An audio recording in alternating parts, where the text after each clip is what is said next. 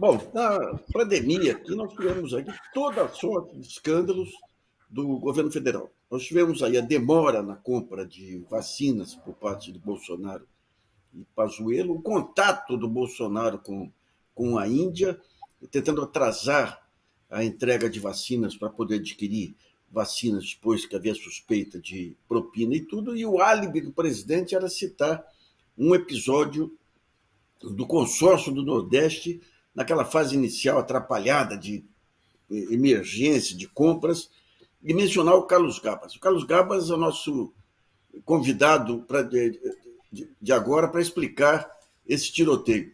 Gabas, obrigado por sua participação aqui. Explica o que aconteceu aí. Nassif, eu que agradeço poder falar contigo, falar com as pessoas que acompanham aí o seu canal. O que aconteceu é o seguinte: primeiro, ele me cita, Nassif, como única forma de atingir o governo do presidente Lula e da presidenta Dilma. Ele diz isso. Tem aí um ex-ministro do Lula que está no consórcio Nordeste, que desviou 50 milhões. Vamos lá, essa história. Remonta um pouquinho antes do que você colocou. No começo da pandemia, quando nós começamos a ver os casos na Europa, as pessoas morrendo, especialmente na Itália, como se fosse peixe fora d'água, bateu um desespero, porque esse negócio vai chegar no Brasil e nós não estamos preparados para isso. Então, o consórcio Nordeste, os 9 estados do Nordeste, foi a primeira organização a se movimentar e a se preparar para isso. A primeira coisa que, na época, o governador Rui Costa, que era o presidente do consórcio, fez, obviamente, foi pedir uma reunião com o presidente Jair Bolsonaro. Nós pedimos a reunião, foi o primeiro bloco de estados que ele atendeu.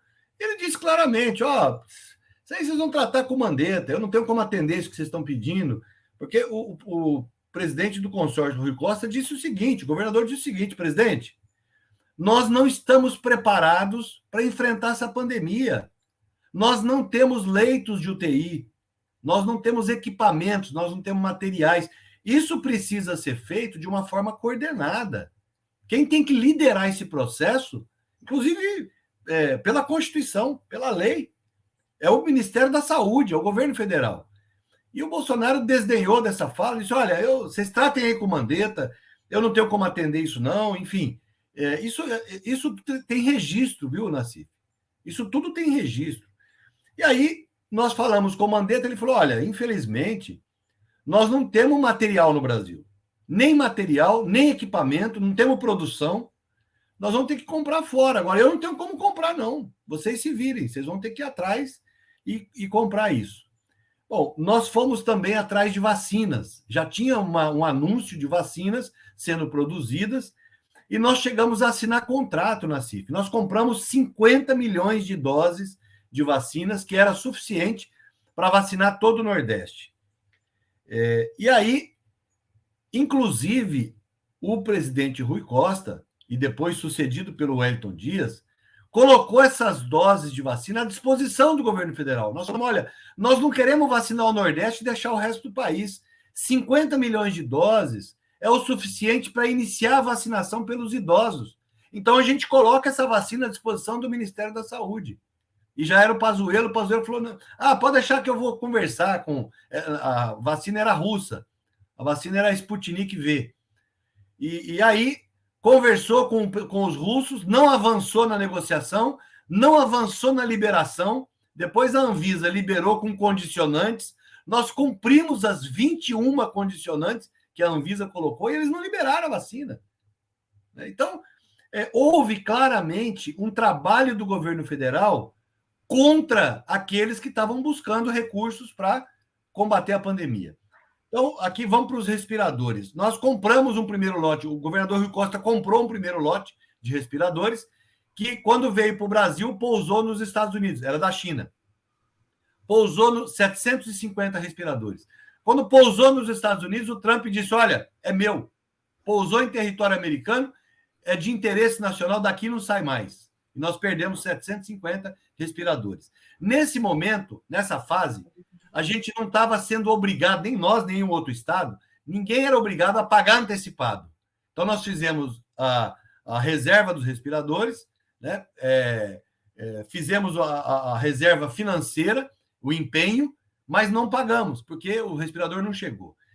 Nas fases seguintes, nós fomos aos fabricantes, na China, na Inglaterra, na Alemanha, fomos à Embaixada da China, a resposta foi, fomos na OPAS, na OMS, o Jarbas Barbosa, que era o presidente diretor da OPAS, disse o seguinte, olha, nós não estamos conseguindo comprar respiradores.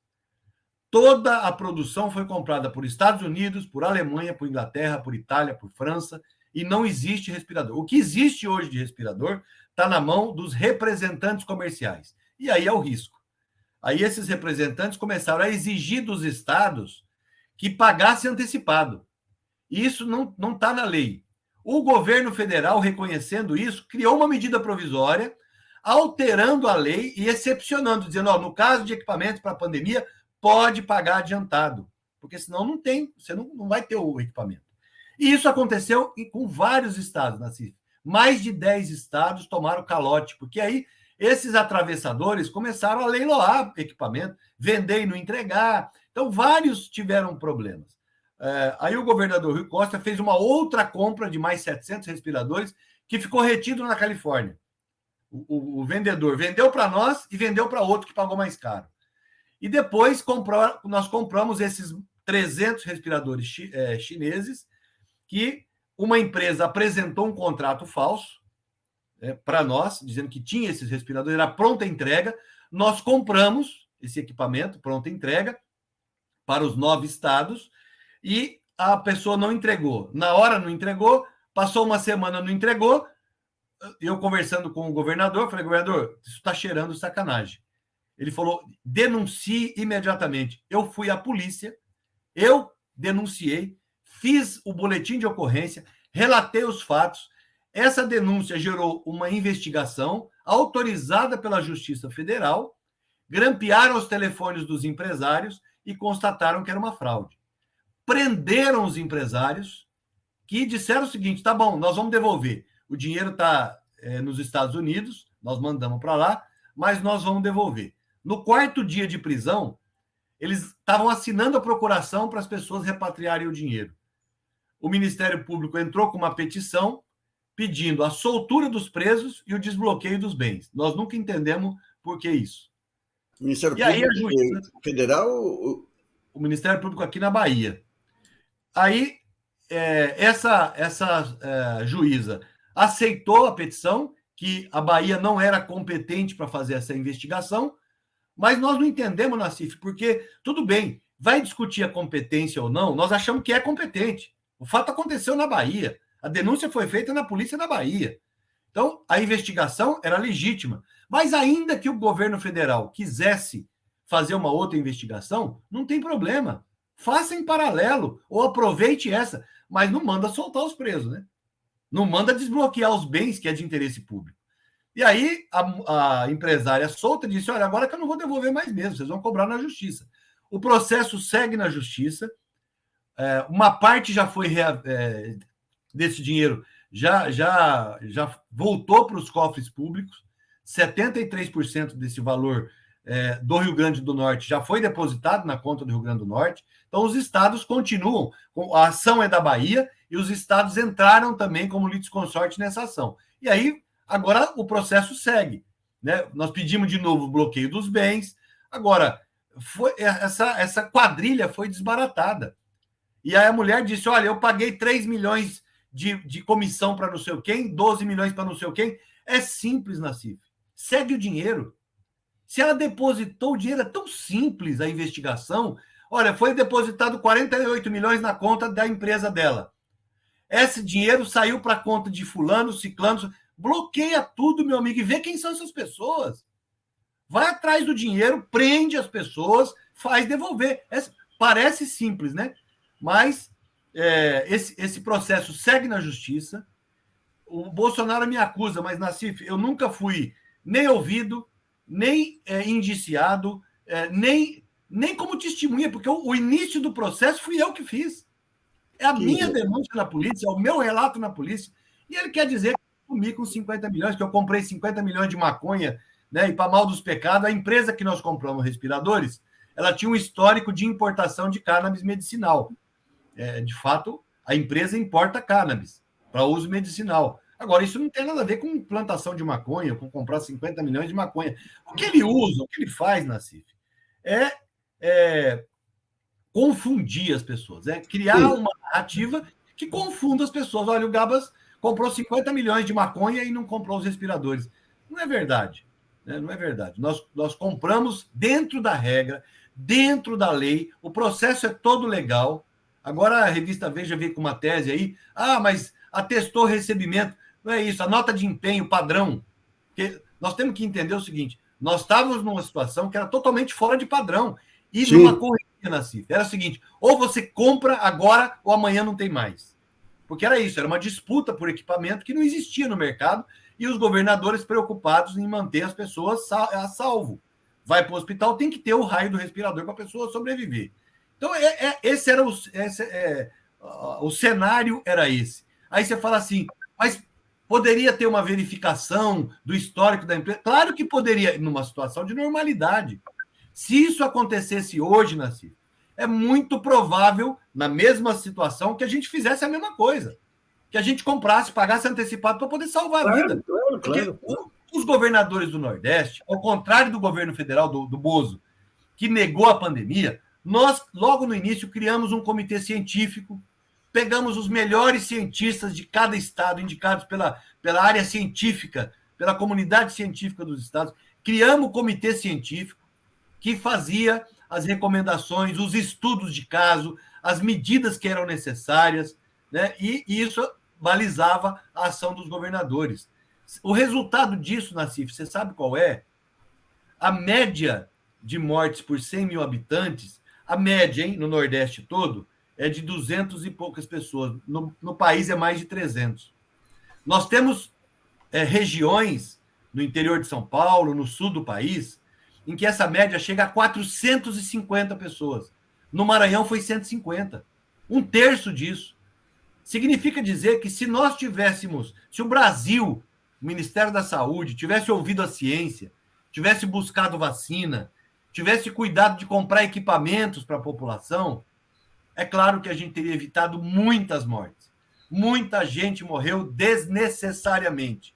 Muita gente morreu por negligência do governo federal. E aí, o Bolsonaro não tem o que falar, porque a pandemia apontou, sim, que tinha propina na compra de vacina. Eles não compraram vacina, Nassif, porque o vendedor não aceitou pagar $1 a mais de propina. Ó, que vergonha, gente. Sim. Que vergonha. Isso está na CPI. Aí, na CPI, tentaram o senador, aquele senador do Ceará lá, Girão, botou na cabeça, vamos trazer o Gabas, vamos interrogar o Gabas aqui por causa da compra de respiradores. Eu falei, tô a postos, me chama, não tem problema. E aí a CPI entendeu que era um diversionismo e não aprovou minha convocação para a CPI do Senado. E aí o cara vem dizer que blindaram o Gabas porque ele desviou 50 milhões. Eu vou te falar, Nassif, a situação ela é cômica para quem conhece. Agora, é muito chato. Eu tenho pai vivo, meu pai tem 85 anos, minha mãe tem 83 anos, moro numa cidade conservadora, então sofre bullying de tudo quanto é lado. Minhas filhas são médicas, vão no hospital. Seu pai é esse que o cara está falando aí, que desviou 50, comprou 50 milhões de maconha? Então é um negócio chato para burro. Agora, não tem o que fazer, porque todo mundo sabe que o Bolsonaro mente. Ele se enreda nas mentiras dele. E a gente até sugeriu, Nassif, eu falei com o Edinho, a gente devia, nesse debate da Globo, exigir o seguinte: olha, não pode falar mentira. Tem que ter, não tem o VAR no futebol? Se tem uma dúvida, o juiz consulta o VAR na hora, vê lá. Claro. O VAR na política. Devia checar. O cara fala mentira, você checa, olha, candidato, o senhor está falando, não é verdade. Está comprovado aqui que é mentira. Os organizadores dizem, mas se fizer isso, o cara não topa vir. Então não faça. Não deixa aí, porque ele lá vai falar mentira. Aí, eu conversando com o presidente sobre essas respostas, porque você percebe que o presidente tenta falar sobre propostas, tenta falar sobre discussão. Tem 33 milhões de pessoas passando fome no Brasil. Não pode isso. Todo santo dia, Nassif, muitas mães vão dormir sem dar um copo de leite para o filho. Sim. Essa é a preocupação do presidente. E o cara quer contar mentira, o cara quer inventar mentira, o cara quer ficar fazendo diversionismo. Então, eu fico imaginando que para o presidente Lula é uma tortura. Ele quer discutir projeto. O Bolsonaro não tem projeto de país, ele não sabe administrar, ele é vagabundo, ele não trabalha, ele não faz uma reunião ministerial para criar emprego, para estimular as empresas, para combater a fome, para combater a miséria, a desigualdade. Ele não faz nada. Ele fica andando de jet ski, de moto, para cima e para baixo, e dá todo o dinheiro para o Centrão. Bota todo o dinheiro no orçamento secreto, que é um escárnio na sociedade. Esse orçamento secreto é um absurdo. E ele governa desse jeito, ou não governa desse jeito. Então, é muito difícil, né, enfrentar esse monte de mentira, esse monte de fake news, e é o que o presidente tem enfrentado, é o que nós temos enfrentado. E aí, por tabela, sobra para mim, né? Vou fazer o quê? Nós estamos montando aqui um sistema aqui de checagem para, simultaneamente aí às declarações do Bolsonaro, a gente ir rebatendo. Ô, Gabas, parabéns pela sua fortaleza aí, rapaz, porque cá para nós não é bolinho, um presidente da República mentiroso soltar isso aí para o país inteiro aí, você aguentar firme aí. Em todos os debates, viu, Nassif? Agora, o que estava me incomodando muito, e eu disse isso ao presidente numa reunião, logo depois de um dos debates, ele falou, Gabas, sossega. Ele fala isso, todo mundo sabe que é mentira. Ninguém se incomoda com isso, não.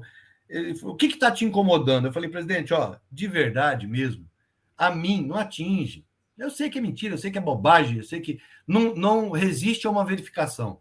Né? Não resiste a uma simples verificação, o que ele fala. Mas eu fico preocupado porque meus pais sofrem, né? São velhinhos e tal. E o presidente falou, então é isso que está te incomodando? Eu falei, presidente. Ele falou, liga aí para sua mãe. Liga em vídeo aí para sua mãe. Aí eu liguei. E falei, mãe, peraí que o presidente quer falar com a senhora. Ela levou um susto, ele falou, dona Cida, sossega seu coração, não liga para que esse idiota fala, não, porque isso é um mentiroso. O seu filho já fez muita coisa boa para o país, está trabalhando, está nos ajudando, nós vamos passar essa fase, nós vamos vencer esse ódio que está imperando na internet, nas relações e tal, e vamos superar isso. O Brasil vai superar isso, então fica tranquilo, sossega seu coração, não incomoda com gente ruim, não, porque gente ruim não fala nada que presta. Então, eu achei uma atitude muito, muito, muito fantástica do presidente Lula, no meio dessa confusão toda, o cara se preocupar com a minha mãe velhinha que está lá sendo molestada pelos bolsonaristas. Né? Isso aí me tranquilizou o coração. Depois o Jacques Wagner falou com meus pais, o próprio presidente do consórcio, Paulo Câmara, ligou, convidou minha mãe para ir lá conhecer Recife, para descontrair, para ela ficar mais tranquila. Então, essas coisas são bacanas, viu, Nassif? Elas trazem um quentinho para o coração. Agora, temos que enfrentar, não tem o que fazer. Né? O cara fala em rede nacional, eu estou com o processo pronto, eu vou acionar o Bolsonaro na justiça, eu vou cobrar isso na justiça, né? E estou aqui pensando que o resultado dessa cobrança, a ação judicial que eu acho que eu vou ganhar, eu vou impor a ele um castigo. Eu estou procurando aqui uma associação de pessoas que usam cannabis, que é muito caro. Tem muita gente que precisa e não consegue comprar porque é caro. Então, o dinheiro da ação eu vou comprar em maconha, eu vou comprar em cannabis para poder atender pessoas que precisam do tratamento com a cannabis medicinal. Então, o que o Bolsonaro está falando, que eu comprei maconha, eu vou comprar o dinheiro da ação dele, eu vou comprar em cannabis para atender pacientes que precisam do tratamento e não tem dinheiro para isso. Então, vai ser cômico. Né? O dinheiro da indenização vai comprar maconha. Maravilha, Gabas. Gabas, obrigado aí pelas explicações e tudo aí. E força aí, até domingo. Até domingo, até a vitória, Nassif. Um grande abraço. O amor vai vencer o ódio. É isso, é isso.